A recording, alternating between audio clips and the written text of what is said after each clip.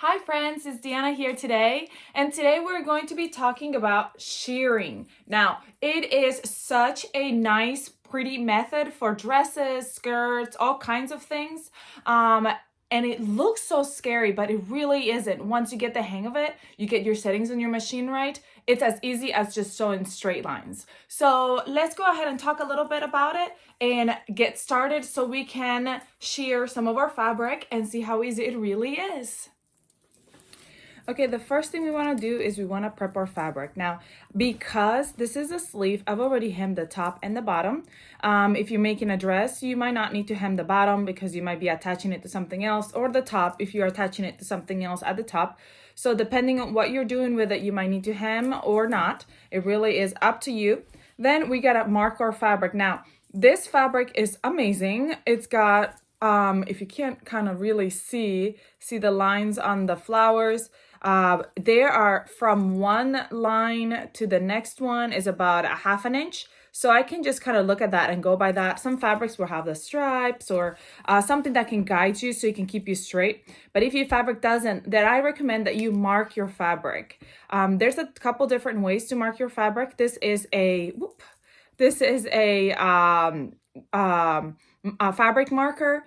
This one is air soluble, so it after a while it just disappears by itself. This one is a white marking pen. Now this one will disappear with heat, so you can apply heat afterwards to your fabric and it will disappear. And there's some other different kinds. You can also use like kids washable marker. You'll just have to wash your garment afterwards, so it just depends on what you're going for. Then we want to go ahead and take a ruler and we want to measure. I like to start about a half an inch from the top, from the hem. But again, this all depends on what it is that you're making, how high up you want to start or whatever. And what you want to do is you want to mark your fabric about half an inch down. So I'm doing, like I said, half an inch down from the top. But you want to go ahead and mark your fabric so you're going to do a straight line. Now, honestly, with shearing, if your line is not 100% straight, I don't really worry about it being 100% straight. It will be fine because it will be gathered. You won't be able to tell anyway. So if you want to, you go ahead and keep going all the way down, marking your fabric at a half an inch gap. Or if you have your sewing machine has like a tail on it and you'll be able to tell how far it is, then you can do it that way as well. So let's see, I marked my first couple of lines. Now you can mark them about a half an inch away to a quarter inch. It really is up to you how wide or how skinny you want your shearing to be. Okay, so now once it's marked, let's go ahead and talk about our actual sewing machine. Shearing, sewing machine. Let's do it. All right, today I'm using a Brother GX37. This is a pretty basic sewing machine. It does basically everything I need it to do.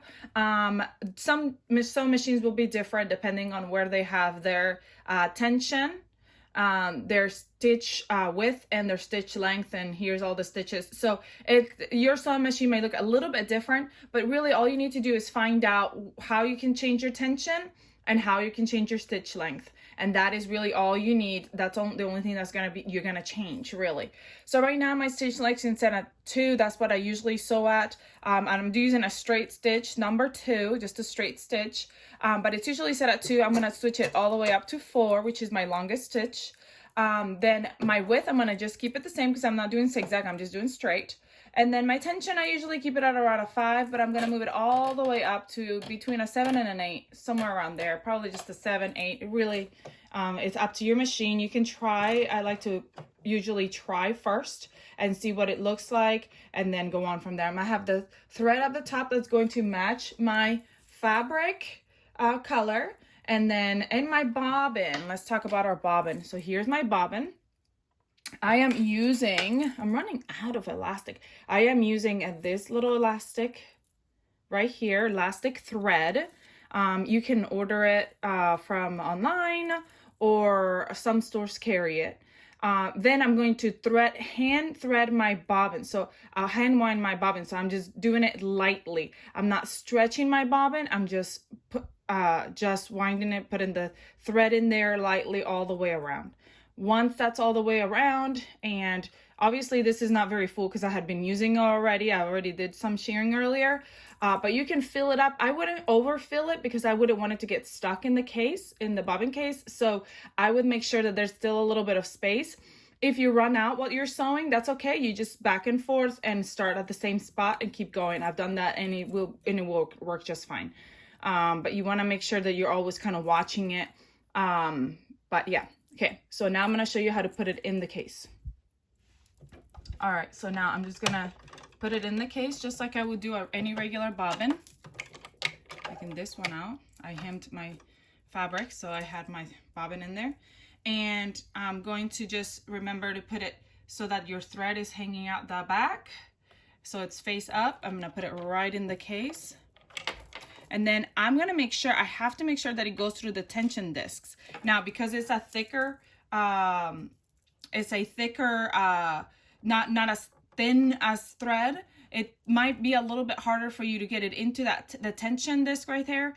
But you want to make sure that it's caught on there, because if it's not, your tension is going to be all messed up on the back and is not going to give you a good shearing. So make sure it's caught on your tension. If you already changed your tension at the top, it should be good right here.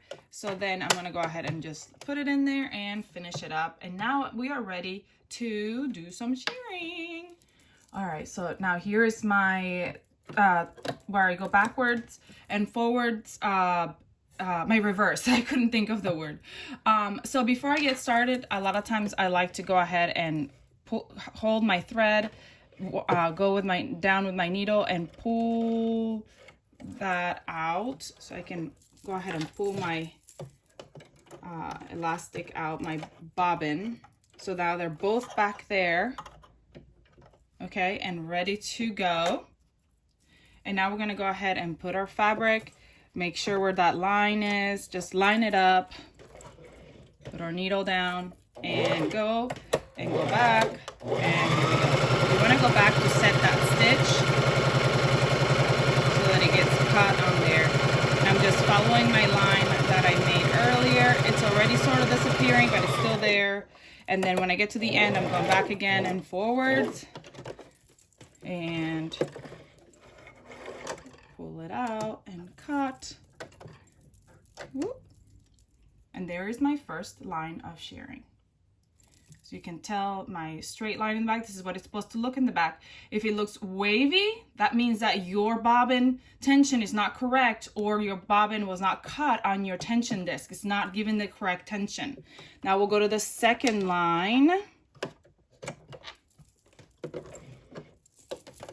Okay, go forward, backward, and go.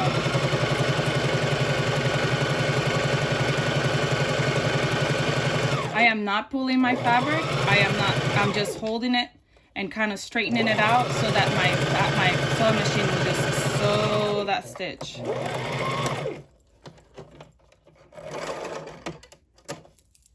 And there is my second line. And as I keep going, it's gonna create more and more of that look all the way down. So let me go ahead and finish all the way down this sleeve. How pretty is that?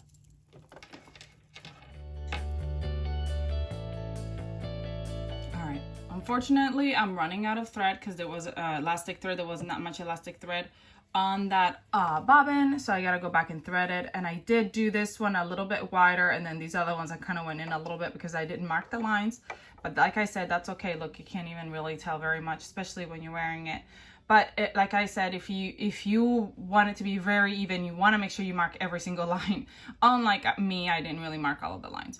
But I'm going to go ahead and thread more of my bobbin and continue to finish my sleeve. But isn't it so cute? I just want to show you again how I'm threading my bobbin. I'm just fitting it through that little hole right there on my bobbin. Slippery, slippery. Oop, if I can get it. Sometimes I should cut that thread so it's better. Get it right through the bobbin, and then I like to hold it and thread. Again, I'm not pulling on it. I'm just threading it lightly so that it's not tight on there. It's just on there nicely, and I'm going all the way around. And that is how you do your shearing. All right, so we are done with our sleeve. Our shearing is done. It looks super cute. You can't even tell that my gap is a little bit bigger on this side. And once you put it on, it will fit nicely. Look at how cute. Since I left that gap at the top and at the bottom, it just gives it like this wiggle effect that I love. Now, a lot of times if your shearing is not as tight as you like it, you can go back with your iron and steam it.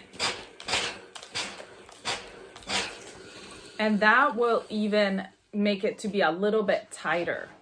You see that? It kind of shrinks the elastic and makes it tighter right there. So it will be really super cute. Well, I hope you enjoyed this tutorial. Please let me know if you have any questions about anything that I did.